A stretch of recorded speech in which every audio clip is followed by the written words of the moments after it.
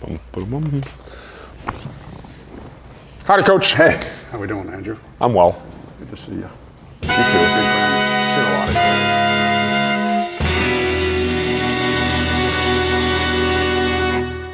I'm first here. Let's roll. Let's see what's on this card. How does your competitive nature manifest, Coach Reich? Wow, that's a great way to start. Interestingly enough, where some people are kind of getting excited, I kind of get quiet and laser focused. The game is going back and forth. I just want to be on the next play by play. That's just always been the way I've been. I felt that as a player. I think that's why you're a great play caller as well, because it is so play by play.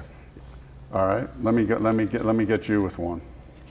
Okay, this is a good one. This is take us back memory lane. What's your favorite memory from the 2018 season? Your last year, our year working together. That was my last year playing football. That was our one season together. It's so funny. The first thing that comes to mind are the lowlights.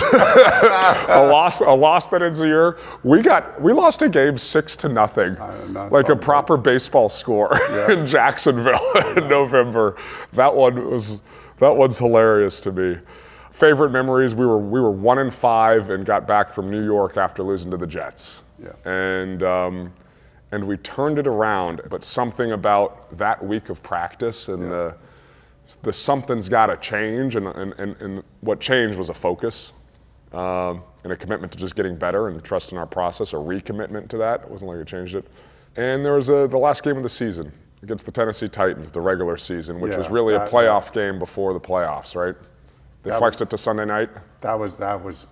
If you would ask me that question, I think that's what I would have said. Yeah. It was like a playoff game. Do I have a personality problem that I thought of the lowlights before I got to? No. But speaking of that Tennessee game, what plays hop into your mind on that game? We had a couple little wide receiver screens get us out of really bad situations. Yeah. And started to, I want to say Chester Rogers got us out of a really bad, great blocking by Costanzo, but Chester made some guys miss and got us a big first down backed up. Ty on half a leg because his ankle was about as sprained as it could be, had a 55-yarder to give us some juice. I remember those plays. I remember Ryan Hewitt, my Stanford teammate, I was just thinking about that one, catching his first and only touchdown pass in the NFL, and he had an incredible career and was a midseason signing to fill in for Jack Doyle, and he had a touchdown that game. And I threw him a few touchdowns at this stadium right behind us. So it was fun to celebrate that with Ryan. That was a big team victory. I'll go back. Do you have another favorite memory of that year, 2018? I mean, a lot of great memories. Like you, after losing the game at Jacksonville, we had a little bit of a run before there that was pretty impressive. But the run after that game was incredible. I mean, we went to the Texans, won a close game, and we just rolled off about 5 victories and all close games. Some just great team effort. I just remember the feeling of thinking how far we had come, like you said, where we started at 1-5, and the confidence that we were playing with at the end of the year, just by taking that mentality of 1-0, 1% better. You and a couple of the guys really kind of led that mentality, and it stuck. The Titans game was a de facto playoff game, but the next week in Houston was pretty fun too, because our rivalry with Houston, and always going there, and it was the loudest I had ever heard that stadium. And then the way we came out and played in that game and win a road playoff game, that's pretty tough to do. So it's pretty good memory. It is tough to do. And then we ran into the Chiefs. All right, next question. I did 2 in a row, I think, sorry. What is a Stanford tradition or legacy that you've experienced so far, that you think people ought to know about? That's probably one that I should turn back on you. All right. Because what I'm looking forward to is I've heard of some of these things, the walkover and some of those things to the stadium, but you've experienced them. You're the better person to answer this question. I will answer this question. See House in the locker room after the game is great. The walk through the Grove, I think one of the great tailgating. I didn't appreciate tailgating until I was done with Stanford and came back over the past couple of years. It's one of the great on-campus stadiums and tailgating spots in America, the alma mater after a game, seeing the student section jump on 5, 6, 7, 8 Woo in our fight song, which is a rock song, All Right Now. Fountain hopping's always fun, but that's not really an in-season thing. Yeah, there's a bunch. That's a pretty long list. It is. That's a pretty long list. It is. Your turn. Those are good. How would you describe Stanford football culture in one word? Committed. From my perspective, our staff, our ecosystem, but most importantly, the locker room, they are committed. Yeah. They're committed to the process. They're committed to doing the hard things, the little things, knowing that that's the only way to get to winning. Yeah. Do you agree with it as the head coach? Well, yeah, I do. If you were asking me this, I like your word because committed to what? Because I was thinking the two things that immediately popped in my head are, the brotherhood that I'm feeling from the guys. Like you said, it's about the culture is the locker room, right? It's the locker room. And so that feeling is a special feeling. I remember when you called me up and said, hey, will you come here and help you do this thing? And you saying the reason is these kids have special in them. This is a unique group of young men. To see them and to feel that brotherhood among them is pretty special. And then when we say committed to what, like you and I always talk about this, like it's the process. And so for that, we've defined that kind of in our 7 standards. You know what I mean? So I would either say brotherhood or standards, which is another way of saying committed. Yep, I like it. You mentioned this in a team meeting a couple weeks ago, but what's your pregame song? Oh, pregame song. Well, I love music. I love music, and it really gets me deep. But I've already picked out one of my songs for this year, and that I don't think people would expect it to be. And I looked up the meaning of the lyrics, and I feel even better about it.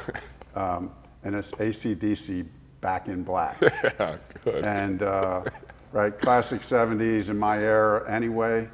And then it's really a victory song. They're basically saying, we're back. We're back. And as I think about, you and I here together with this team, what you're trying, the vision that you're trying to implement, like Stanford football is back. And so I'm going to listen to Back in Black in a new way and with new fervor and juice this year before every game. You can be sure that's going to be on my headset. Awesome. I hope a lot of people are listening to Back in Black with more fervor and juice before Stanford football games. That's good.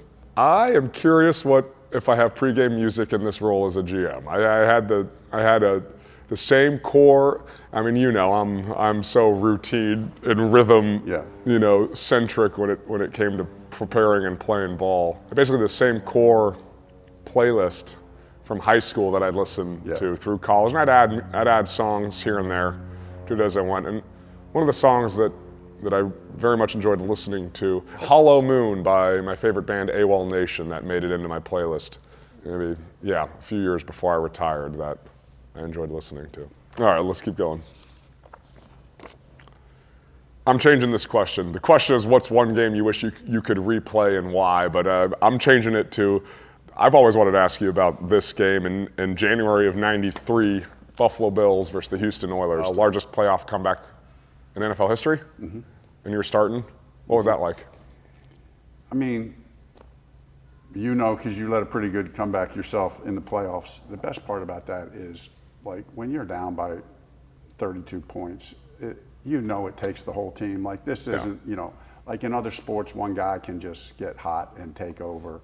And that just doesn't happen in football. And I look back to that game and I think of all the little things and all the little plays that all these guys made, that if we don't make one of those, we don't win the game. Yep. And that's why I love this game. And I just still always like the memory of when the game-winning field goal went in overtime, of looking up into the stands, and my family, they were all sitting in one section, and I'd gotten everyone the same coat. So it was they stood out. Yeah. And just looking up there and seeing their reaction was pretty fun. That's awesome. How about you? The KC? I wanted to say that, I got to play the Kansas City playoff game in Indianapolis. Which you guys were down 28, is what I remember. I think so.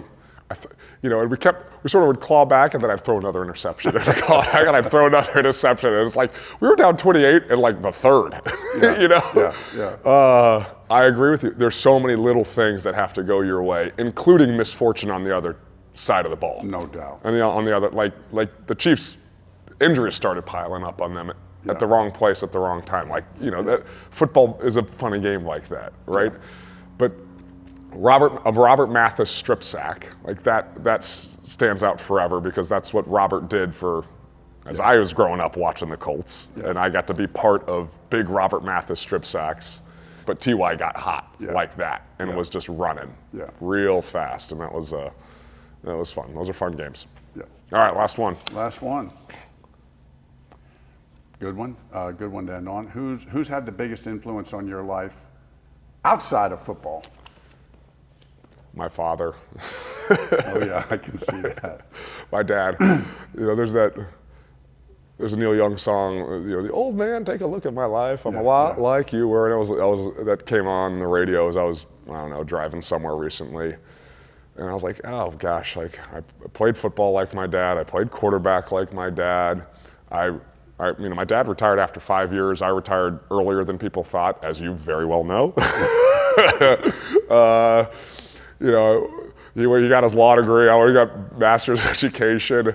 I'm taking this job. Took this job as GM of the team, and then someone reminded me, literally last week. I was like, yeah, when you guys moved to Europe, your dad was GM of the Frankfurt Galaxy in 1990 or whatever. I was like, oh shoot, I am like my dad. I am this Aflac commercial where you turn into your father, And but I love it. I'm proud of that. Yeah. My mom and dad have done a great job, and it's fun to see them as grandparents. And but my dad's certainly been my hero since before I can remember. I remember, obviously, your dad's a couple years older than me, and just watching his career and then getting to know you, I can see that influence. But the highlight for me since I've been here was the one time we all went to dinner, and I got to meet your mom. I met her before, but I got to talk to your mom at length, and I was like, oh wow, this is a power couple. This is a power couple. My mom is the force behind the family. There's no doubt. That was a fun dinner. Zach Ertz, Chris Dressel, a great Stanford tight end, a teammate of my dad's in the Houston Oilers. What about you? Biggest influence outside of football? Yeah, I'm like you. Here, let me say it this way. My dad was a football coach, so same as you. Although he wasn't a quarterback, but the difference between us, although our dads were kind of big football guys, and so our biggest influence in our lives. But now at 63, my wife, my partner for 40 years, when I was your age, but now at 40 years, you really find out, as a couple, you go through everything together, right? Everything and all the ups and downs of life. And so, I just think how special that's been and the influence she's been on me. I'm thankful Linda let you come out here for this year, Frank. That was On Card. Hope you guys enjoyed it, and go Card.